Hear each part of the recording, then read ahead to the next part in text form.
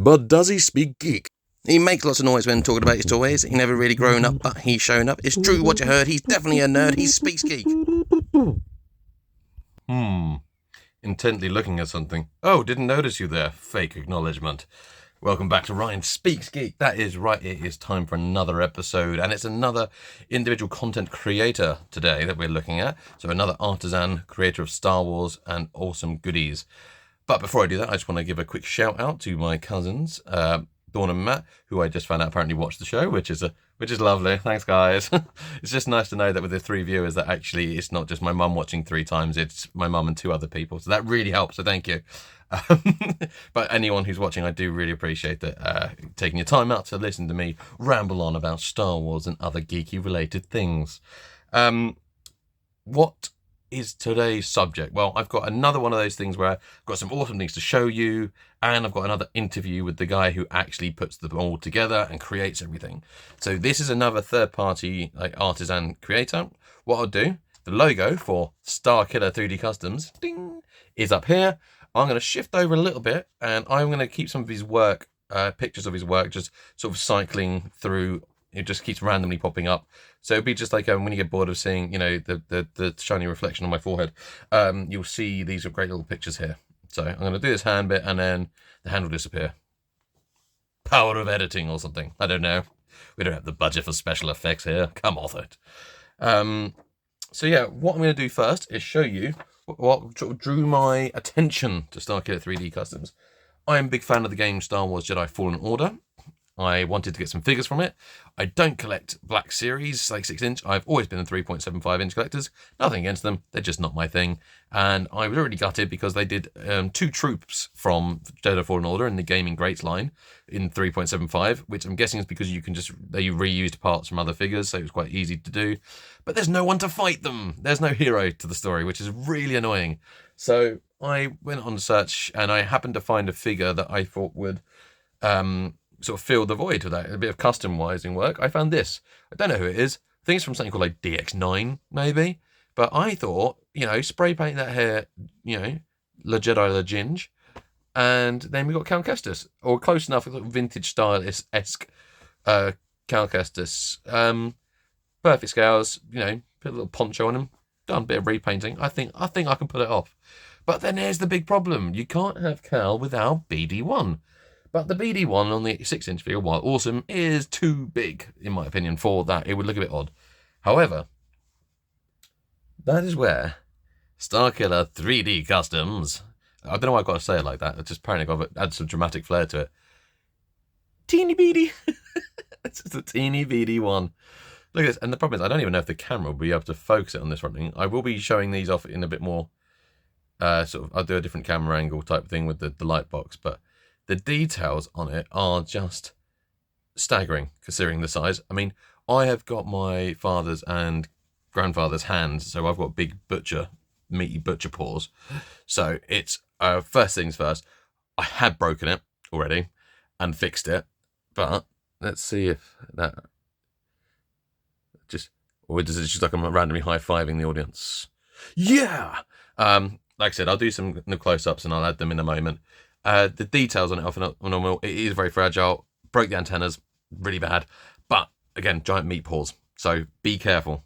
Because look at it's so small and fragile, but he's gone to the details of having like the little individual wire loops. And I'm looking as if I can see through it, but it just makes me look like I'm looking like a pirate. The little wire hoops, the antennas, they're there, the details. It's all hand painted, but every little button and panel is done. It is staggering. It's amazing. I'm beyond thrilled with it. I do now want like one of every alternate skin now. I'm just gonna have like a row, an army of BD1s, BD1 to 25, just like that. But if you look at the scale wise, so my plan is to look, just tell me that doesn't give you Cal Kestis vibes now that you got BD just like there, them together on another adventure. And how does he end up in the Book of Boba Fett? We don't know. Yeah, just beyond happy. Just so happy about it. Because we're not going to get it from Hasbro, I don't think. So, this is where you want to go. This is where we go. But there was something else in the backs as well. What was that? In the backs? Something else in the backs.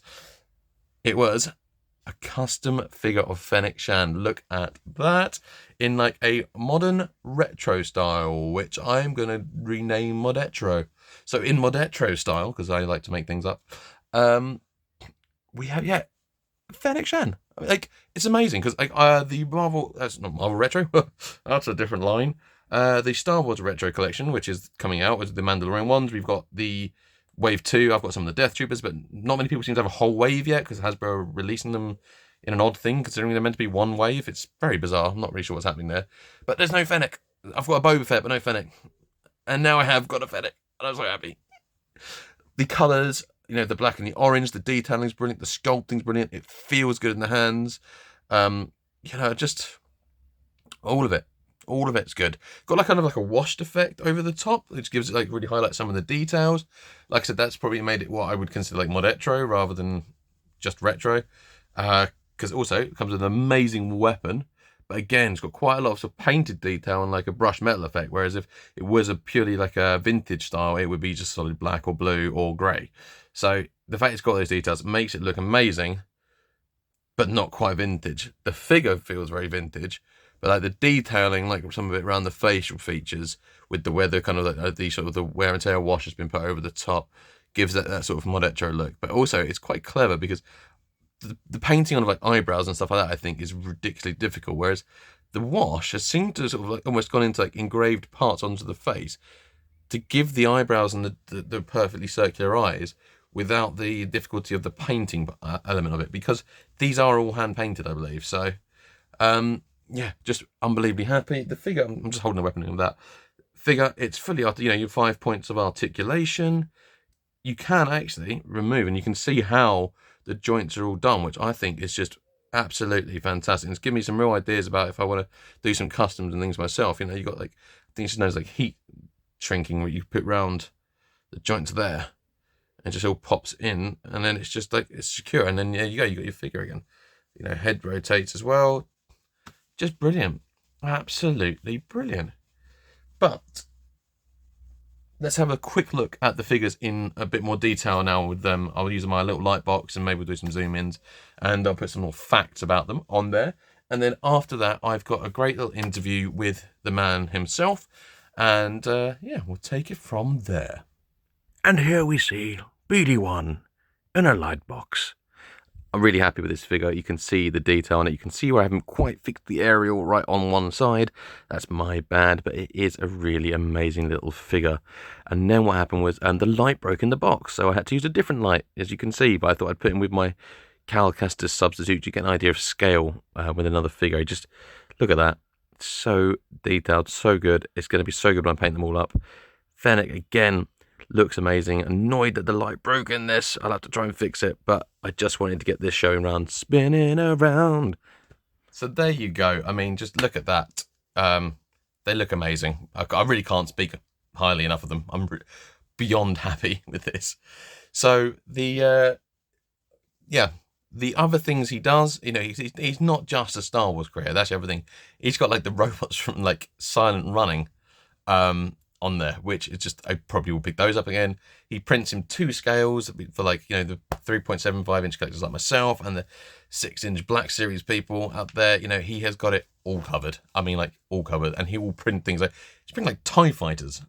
So you got the creatures, you got a TIE fighter. I don't think there's a limit to what this man won't make. Which I'm not going to complain. I genuinely look forward to seeing what comes out next. So, I asked some questions, and he sent some answers. Number 1, my normal one, which is, what was your first Star Wars toy, and what was your first custom? His first Star Wars figure was a Power of the Force Darth Vader, and his first Star Wars custom was a vintage Ewok. Ewok's always good to paint. You can never have enough Ewoks. Some people might say I'm wrong on that, but then that's why it's called an opinion. Marvellous, isn't it? Everyone's individual has their own ones. Glorious. Do you 3D print or resin cast these creations? Because I don't really know much about these things. He said the 2 figures that he sent me are resin 3D print. Wow, they do not feel like 3D prints. That's amazing. But I do plastic 3D printing, 3D resin printing, and resin casting also. So he is colouring lots of different methods, which I didn't even know there was a difference between plastic 3D printing and 3D resin printing. So Say, look, educational on this show. You are welcome. When did you decide to start creating your own figures on a bigger scale? Like, when I say bigger scale, I don't mean size-wise. I meant like bigger operation. The response was, I found that I needed to add more stuff to my own collection that did not exist to give more flavour to the dioramas. And also saw the need that people had around the world had the same, and they had the same need as me. Oh, that's nice. I get that because, like I said, you can get quite a few gaps, unfortunately, especially with modern, like Hasbro and things like that. If you've got these big diorama pieces sometimes, or you're trying to make big displays, and there's characters or just background things you need, things like the crates, the barrels, there is a word for it, but I can't remember what the word is for it. The schmoigel, loigel, doigel, woggle stuff everywhere, all the bits and bobs, the hoojama flips. I said, how do you decide which characters to try and tackle? Because I wouldn't, if I had the ability to do this, I don't even know where to start.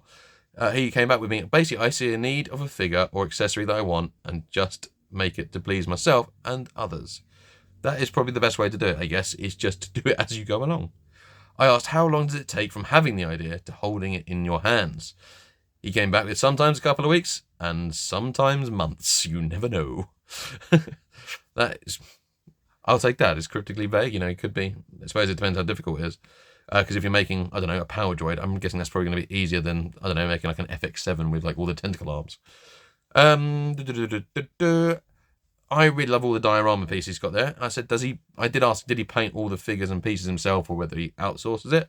He said, everything he sees on Starkiller page is made from him. He does the painting, the handcraft, everything. And it's only one chap who is doing all the work. So that is just incredibly impressive. So not only is he a talented creator, he's also a talented painter as well. Whereas I can make YouTube videos. That's my skill. And stupid voices, let's be honest. That's my other thing. Impressively, I see you print everything in either 3.75 inch or 6 inch scale. Do you have a preference? I'm not alone. Yes, I do both. I prefer 3.75 because that is what I collect. And it's also more easy to display and store. I completely agree. I think you can do a lot more with a diorama than 3.75 inch. You can do a lot more maybe dramatic shots on just one Black Series figure, granted. But I would always prefer to have a whole scene 3.75. I asked, what is his favourite creation and does he take requests? His favourite creation, that's a very hard question. He loves them all. They're all unique for him and it's a pleasure to make them. But I believe he didn't say it, but I'm pretty sure he takes requests if you ask. I asked, what is the best way to find, order and see updates about your awesome work? You can find him on Instagram, Facebook. I'll put the links down below into the old description box. Because it's a custom job, you can chat with him at any time on these two platforms. After you order, you get a place on his customers only group. For the special few of us, especially special few customers all over the world. I mean, look at this little map he's got on his Facebook thing. It shows where Starkiller has been delivered all over the world. I asked, we've seen some exciting non-Star Wars creatures and characters creep into the lineup. Is there any non-Star Wars character plans you can tell us for the future? This is a pretty exciting answer. In the near future, I will do Transformers, Jurassic Park, Alien, G.I. Joe, V-Battle, Predator, and anything that people like. I will be very happy to do it. So, it is all made in Portugal, which is where he's from. This is where it's all based.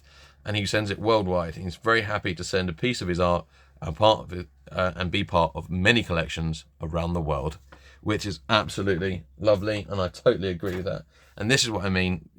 These third-party creators are just doing incredible things. Retro Blasting says it quite well. The fans are doing the best work, and they are. I mean, just all of it's so good.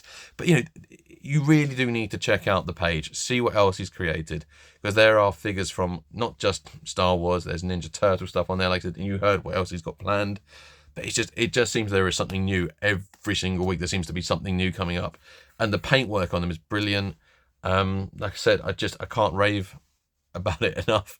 You just need to go and check it out. But thank you very much for watching. This is Ryan Speaks Geek. encouraging you to go and check out Starkiller 3D Customs, because I guarantee you will not be disappointed. Also, he's just a really nice bloke to talk to. You know, we've been go on Facebook Messenger talking about, obviously, when I ordered, and just talking about coming onto the show. So just, yeah, really nice bloke, doing amazing work. And it's cool because now we've had some figures come over from the Netherlands. I've got some from the UK here, from, you know, my home country. I've got stuff that's come over from America. Now I've got something over Portugal. It just shows you Star Wars is a worldwide hobby, and it connects so many fans. And that's the thing. I know people like to moan about things all the time, but let's just enjoy Star Wars, because Star Wars is awesome. I freaking love Star Wars. So that's it for me today. So join us, me and my other personalities. Join us for another show another time. We've got Trash Compactor coming onto the show soon, which is going to be really exciting. And yeah, we've got a few other little surprises coming up. I'm also now on TikTok, Instagram, and I'll probably work out some way to link it all together and do Facebook. But what I'll do is I'll put my own links down there. But I'll try and start updating them all more, because I'm as old-fashioned as the figures on this picture, because I've got no idea how most of it works. I'm slowly learning. Be patient. But as always, if you've got any suggestions, anything you want me to cover, put them in the comments down below, and I'll see what I can do. But until then, have a good geekend. More videos coming sometime, maybe.